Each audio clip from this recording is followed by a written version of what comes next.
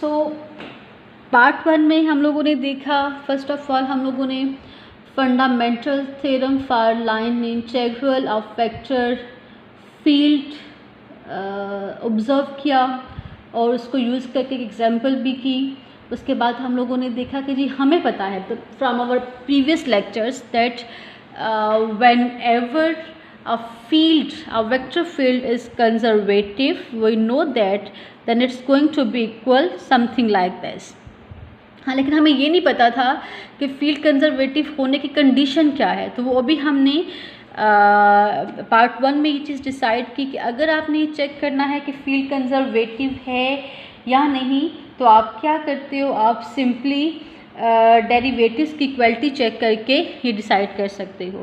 लिहाजा पहले मैं एक सिंपल से एग्जांपल देती हूँ। हमारे पास एक क्वेश्चन गिवन, एक वेक्टर फील्ड गिवन है f of x y 3 plus 2 x y I hat plus x square minus 3 y square j hat। और मेरा क्वेश्चन ये है आप लोगों से कि जी decide whether the given vector field is conservative or not. तो आप क्या करेंगे, first of all let's write down it's p and q। p is equal to 3 plus 2xy and q is equal to x square minus 3y square। Clear. Next अगर मैं इसको properly state करूं तो हम लिख सकते हैं f partial p by partial y is equal to partial q by partial x, then the given vector field is conservative, right? So we need to find partial p by partial y कि हम p को differentiate करेंगे y के respect से by holding our x constant and then we will differentiate our q with respect to x fixing our y constant। Okay, start करते हैं इसको। So partial p by partial y आपको मिलेगा simple 2x और partial q by partial x आपको मिलेगा 2x। Since it's clear कि वो इक्वालिटी होल्ड कर रही है, तो हम डिसाइड कर सकते हैं कि the given vector field is conservative, so this implies the given vector field is conservative. Clear. उसके बाद हमारे पास एक और एग्जांपल है, उसमें भी हमने यही बिहेवियर डिसाइड करना है। एग्जाम्पल में हमारे पास वेक्टर फील्ड हमें गिवन है, vector field f of x y,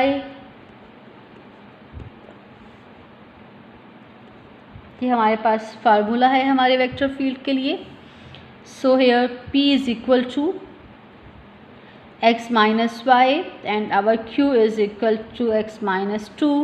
So differentiate p with respect to y, we get minus 1. Differentiate q with respect to x, we get 1. So it's clearly we can say that py is not equal to qx. So this implies the given field is not conservative, या we can say कि हम f को इसके equal नहीं लिख सकते because the field is not conservative. Clear. Hopefully of course एक simple सी चीज़ थी हमारे पास, आप लोगों को क्लियर होगी। अब मैं इसके बाद एक नया केस डिस्कस करने जा रही हूँ आपसे। नया केस तो ऑफकोर्स नहीं है, लेकिन हम मतलब इस लेक्चर में मैंने बारहा एक चीज़ रिपीट की है कि if field is conservative then we can write it like this.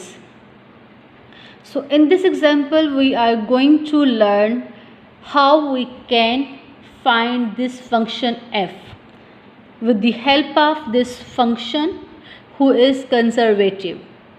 Clear कि अब हम ये f फाइंड आउट भी करना सीखेंगे कि अगर फील्ड कंजर्वेटिव है तो आप ये f फाइंड आउट कर सकते हो। So let's start our example. हमारे पास एक फंक्शन आई थिंक पहले डिस्कस कर चुकी हूँ इसको मैं। एग्जाम्पल है हमारे पास f of x y 3 plus 2xy i hat plus x square minus 3y square j hat. और क्वेश्चन ये है कि find a function f such that vector field f is equal to gradient of that function।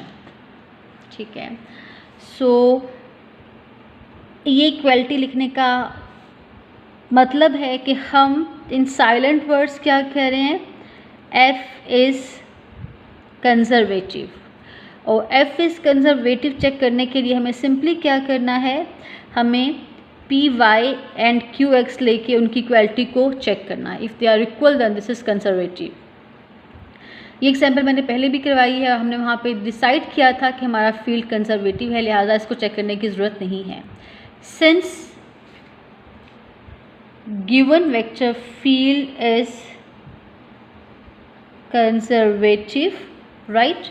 So this implies now we can write our vector field like this one. So next we are going to replace these two functions with their values. Function f can be written as 3 plus 2xy I hat plus x square minus 3y square j hat is equal to, and we know that del f is actually fx I hat plus fy j hat।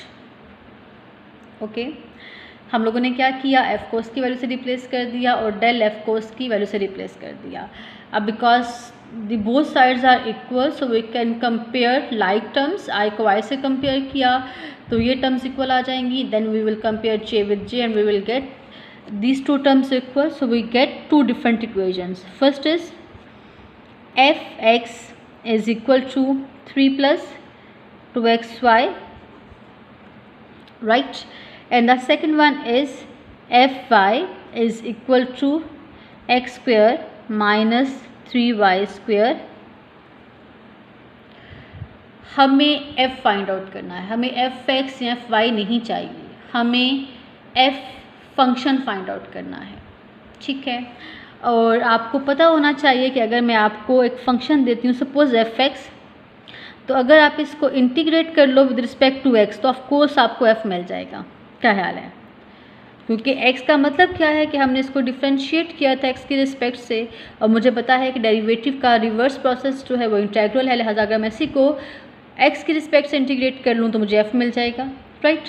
अब मेरे पास दो different options हैं, either मैं 1 को integrate करूँ with respect to x तभी मुझे f मिलेगा, या मैं सेकेंड को इंटीग्रेट करूँ विद रिस्पेक्ट टू y तब भी मुझे f मिलेगा। सो आप कोई भी पिक कर सकते हो। सपोज मैं फ़िलहाल 1 पिक कर लेती हूँ, तो मैं लिखती हूँ कि इंटीग्रेट 1 इंटीग्रेट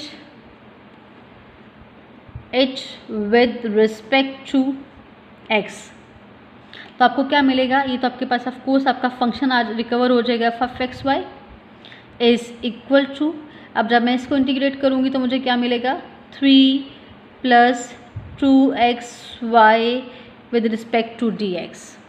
क्लियर? अब क्लास यहाँ पे मैं एक छोटी सी नई टर्म आप लोगों के सामने डिफाइन करूँगी, होपफुली आप लोगों के लिए वो इजीली अंडरस्टैंडेबल हो जाएगी। अभी मैंने क्या कहा कि जी हम इसको इंटीग्रेट कर रहे हैं तो हमारे पास ये f(x) आ गया, ये इंटीग्रल मुझे मिलता है 3x और ये मुझे मिलेगा प्लस x स्क्वेयर y। और आपको पता है इंटीग्रल में आपको एक कांस्टेंट भी ऐड करना होता है, क्योंकि आपके पास ये इनडेफिनिट इंटीग्रल है। अगर इस इंटीग्रल पे लिमिट्स होती तो मुझे कांस्टेंट ऐड ना करना पड़ता, लेकिन चूँकि इस पे लिमिट्स नहीं है, it's an indefinite integral, so we need to add some constant. अब एक छोटी सी बात आपको याद होगी कि जब हम लोगों ने अब फंक्शन ऑफ टू वेरिएबल लिया था, मैं क्राफ्टवर्क में काम कर रही हूँ ये, ठीक है, और अगर आप इसको डिफ्रेंशिएट करते हो x की रिस्पेक्ट से तो ये आपका कांस्टेंट होता है। ठीक है। और अगर आप इसको डिफ्रेंशिएट करते हो y की रिस्पेक्ट से तो आपका कांस्टेंट ये होता है। अब इसका मतलब क्या है? इसका मतलब ये है कि जब मैं एक ऐसे फंक्शन को इंटीग्रेट कर रही हूँ जिसमें दो डिफरेंट वेरिएबल्स हैं, तो जिस वेरिएबल की रिस्पेक्ट से इंटीग्रेट कर रही हूँ, ठीक है, और जिसको मैंने कांस्टेंट होल्ड किया हुआ है वही यहाँ पे एज अ कांस्टेंट अपीयर हो जाएगा, सम फंक्शन ऑफ y। तो आप यहाँ पे c नहीं लिखते हो, बल्कि चूँकि हमारे सारे फंक्शन में y कांस्टेंट है तो हम y ही ऐड करेंगे, but since y is a function, y is a variable, तो हम उसको c नहीं बल्कि g ऑफ y की फॉर्म में रिप्रेजेंट करते हैं। क्लियर? और अगर सपोज़ आप इस वाले एक्सप्रेशन को इंटीग्रेट करते विद रिस्पेक्ट टू y, तो यहाँ कांस्टेंट आता वो सम g ऑफ x आता, बिकॉज इस सारे एक्सप्रेशन में आपके पास x जो है वो आपकी कांस्टेंट टर्म को रिप्रेजेंट कर रहा है। ओके, अब हमने क्या किया? हमें f of x Y find out करना था। Finally we have arrived at f of x Y, but unfortunately now we have another term. हमें ये कांस्टेंट फाइंड आउट करना पड़ेगा, उसके बगैर हम अभी तक स्टक है। हमने प्रॉपरली अपना आंसर जो है वो कंप्लीट नहीं किया। We need to give its value. तो मैं फ़िलहाल इसको 1 का नाम दे देती हूँ, ठीक है। अब g ऑफ y आपके पास कैसा आएगा? इसी वन को आप डिफ्रेंशिएट करेंगे विद रिस्पेक्ट टू y। इसी वन को जो मैंने भी आप लोगों के सामने लिखी है, वी विल डिफ्रेंशिएट। अच्छा, मैंने 1 पहले मेंशन किया हुआ था, इसको मैं ये कर देती हूँ। Differentiate a with respect to y।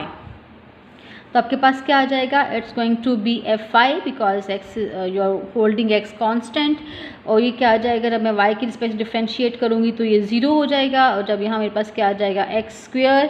तो यहाँ मेरे पास क्या आ जाएगा? Plus g' of y।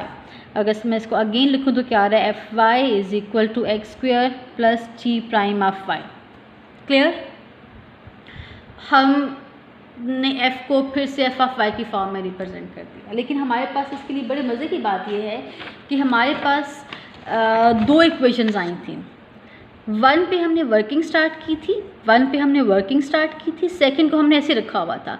अब ये सेकंड हम यहाँ यूज़ करेंगे। आप देख सकते हो कि आपके पास ये भी f ऑफ y है, ये सेकंड वाला भी f ऑफ y था। बात समझ आ रही है?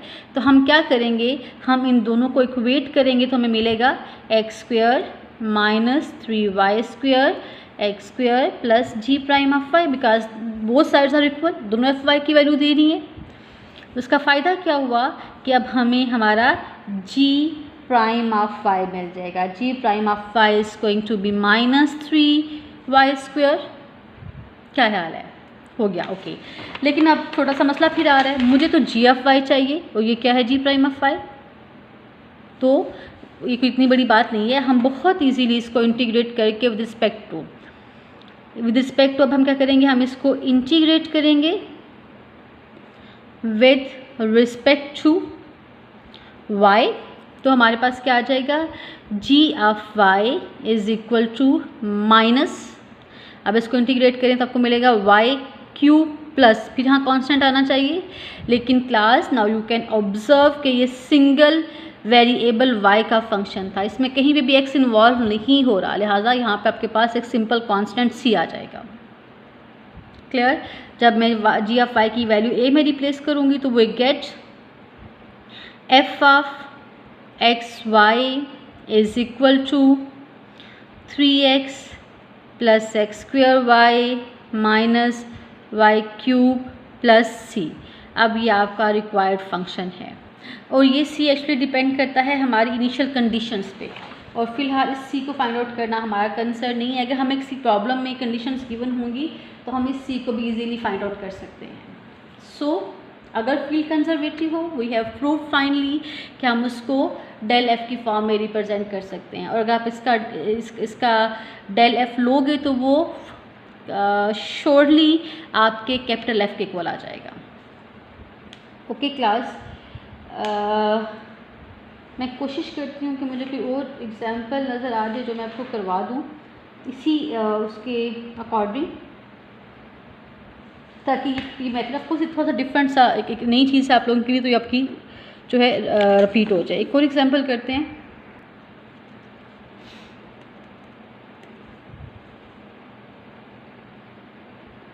हमारे पास f गिवन है 2x minus 3y i hat plus minus 3x plus 4y minus 8j hat. Clear? वही है कि जी find a function f। So first of all we have to verify कि फील्ड कंजर्वेटिव है कि नहीं है। मैं डायरेक्टली कर रही हूँ, मैं इसको बहुत डिटेल में नहीं लिखूँगी। अब ये हमारा p है, दिस इज़ आवर q।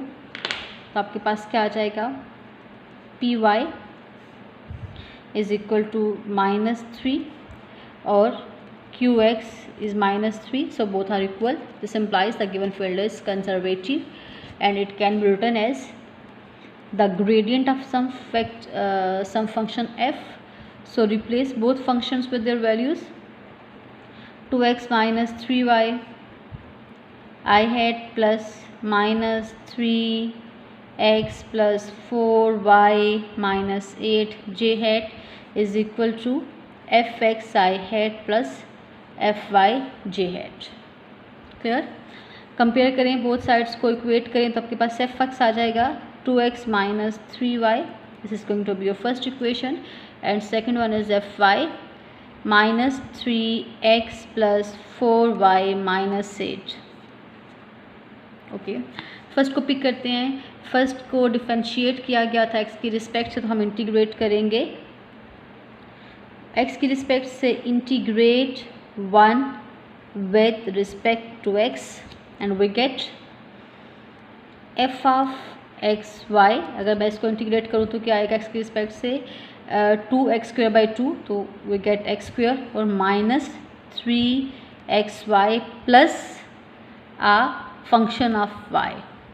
क्योंकि इस पूरी इक्वेशन में y कांस्टेंट है, लिहाजा जो आप एक नया कांस्टेंट ऐड करोगे वो भी y की टर्म में ही आना चाहिए। अब इसको अगर मैं a कह लूँ, मुझे g of y find out करना है, तो इसी को अगेन मैं डिफ्रेंशिएट करूँगी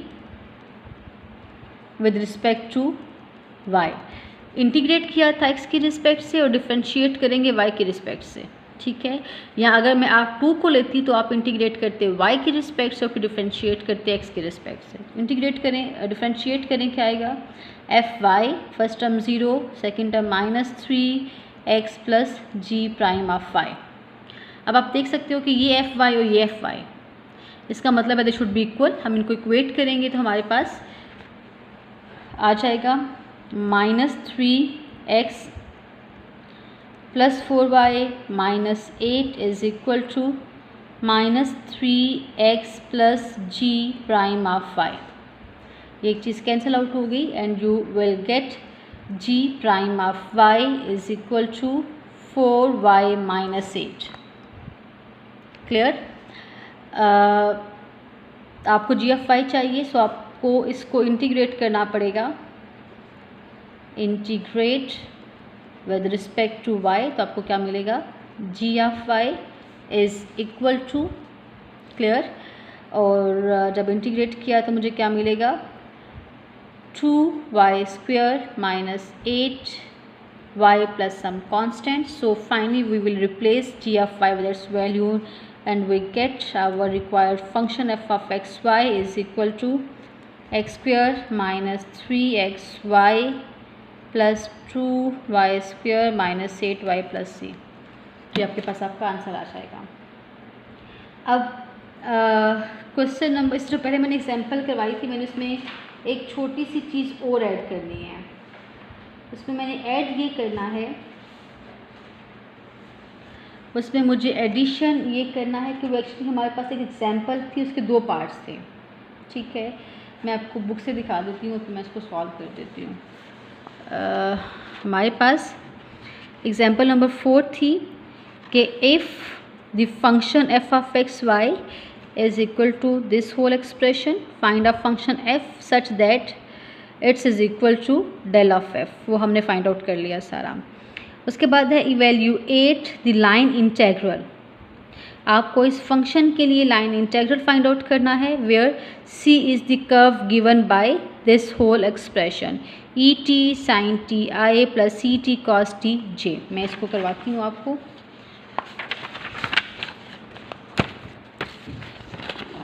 पार्ट ए की अगर मैं बात करूँ तो पार्ट ए में जो मैंने फंक्शन फाइंड आउट किया था वो हमारे पास था f of x y is equal to 3x plus x square y minus y cube plus some constant c। ठीक है। और पार्ट बी में वो हमें कह रहा है कि आप ये वाला लाइन इंटेग्रल इवेल्यूएट करें एंड फॉर द कर्व आपके पास कर्व की पैरामीट्रिक फॉर्म क्या है e power t sine t of phi plus e power t cos t of j। तो क्लास आप लोगों ने इस क्वेश्चन को पहले अंडरस्टैंड करना है, इसको ब्लाइंडली करना शुरू नहीं कर देना। आपको F dot d are find out करना आता है, इससे मुझे पता है, लेकिन अब चूंकि हमारे पास एक नया टूल आ चुका है that is fundamental theorem for line integral, और वो यहाँ एप्लीकेबल भी हो रहा है। क्यों? क्योंकि इसके पार्ट ए में हमने क्या शो किया था, पार्ट ए में हमने ये चीज़ शो की थी ना, हमारे पास ये इसके इक्वल है। क्या ख्याल है? तो हम क्या करेंगे, हम सिंपली अपने एफ को डेल एफ से रिप्लेस करेंगे। जैसे ही हमने डेल एफ से इसको रिप्लेस किया तो हमारे पास फंडामेंटल थ्योरम अप्लाई हो गया। वो कहता है, क्या कहता है कि इसको बी पे वैल्यूएट करो, उसको ए पे वैल्यूएट करो, उसका डिफरेंस ले लो, आपके पास आंसर आ जाएगा। एफ हमारे पास ऑलरेडी गिवन है। क्लियर? तो हम कोई लंबी कैलकुलेशंस नहीं करेंगे बिकॉज हमारे पास ये वाला रिजल्ट यहाँ पे वैलिड है, तो हम फंडामेंटल थ्योरम को यूज़ करके इसको सिंप्लीफाई कर लेंगे। अब आपके पास यहाँ पे t गिवन है, t इज़ फ्रॉम 0 to पाई।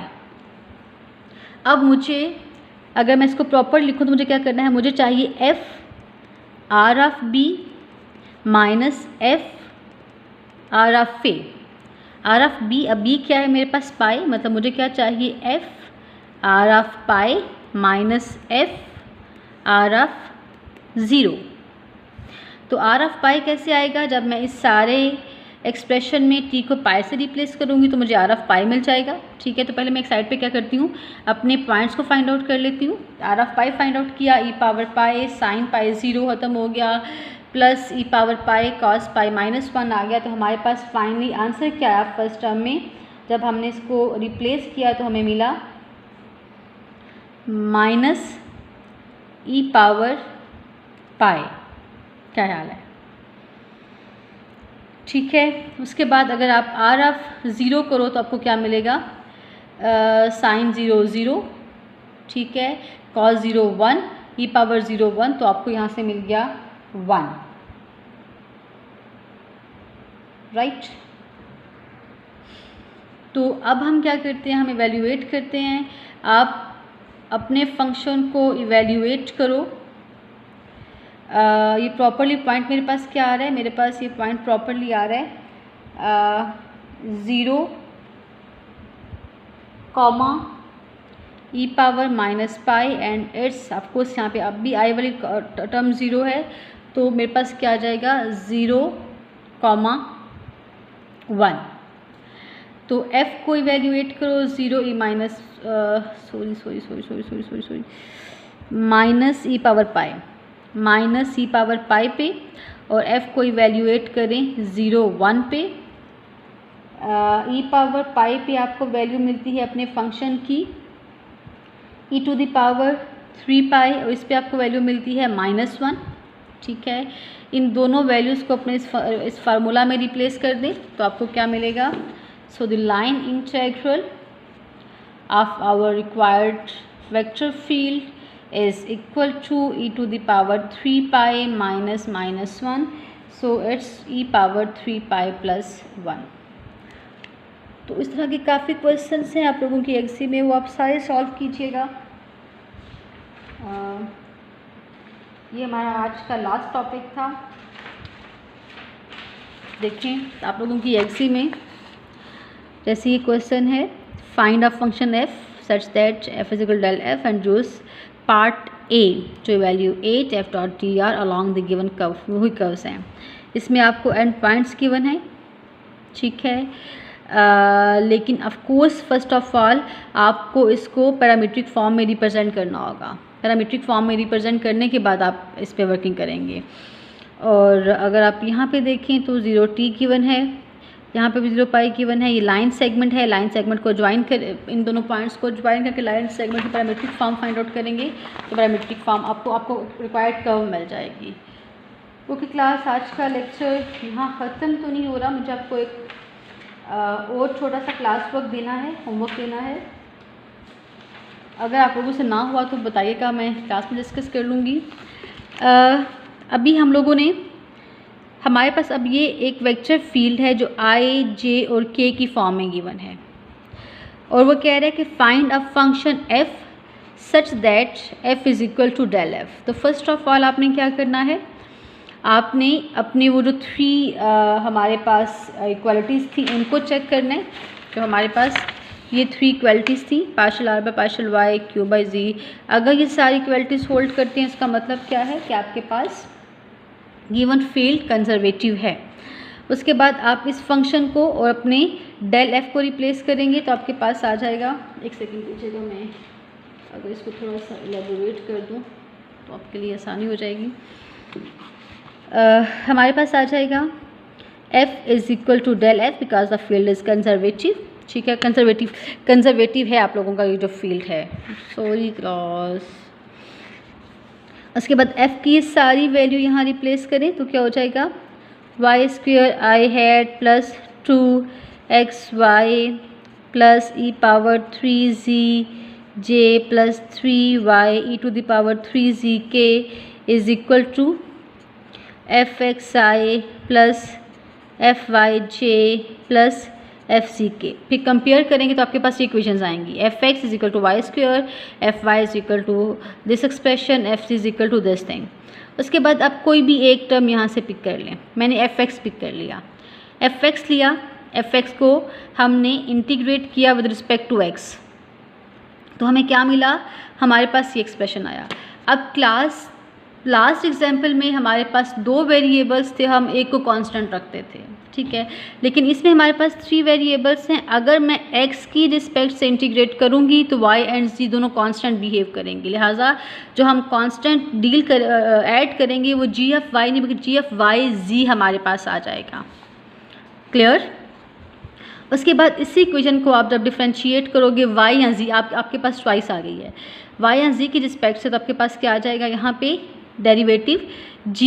अब आपको यहाँ पे जी वाई लिखना है, g प्राइम नहीं लिखना, क्यों, क्योंकि जो आपका g था y और z पे डिपेंड कर रहा था। तो जी वाई का मतलब क्या है कि हमने z को कांस्टेंट होल्ड किया हुआ था। क्लियर। तो एफ वाई हमारे पास ही आ गया। अब आपके पास एफ वाई की ये वैल्यू है, आप इन दोनों को इक्वेट करेंगे। हमने उन दोनों को इक्वेट किया तो हमारे पास जी वाई ऑफ वाई जी की ये वैल्यू आ गई, ठीक है। अब आप इसको अगर इंटीग्रेट करेंगे विद रिस्पेक्ट टू y तो आपको मिलेगा y e power 3z plus, अब यहाँ पे एच ऑफ z आएगा, क्यों, क्योंकि g जो था y z पे डिपेंड करता था। जब मैंने इसको इंटीग्रेट किया y की रिस्पेक्ट से तो z कांस्टेंट हो गया और यहाँ पे फंक्शन ऑफ z हमारे पास आ गया। अब अगेन आप क्या करेंगे, 14 से इसको करने के बाद आपके पास बाकी सारे स्टेप्स वही आएंगे जो आपके पास इससे पहले एग्जाम्पल में आया करते थे। ये ज़रूर कीजिएगा, it's very interesting example. Okay class, अल्लाह हाफिज़।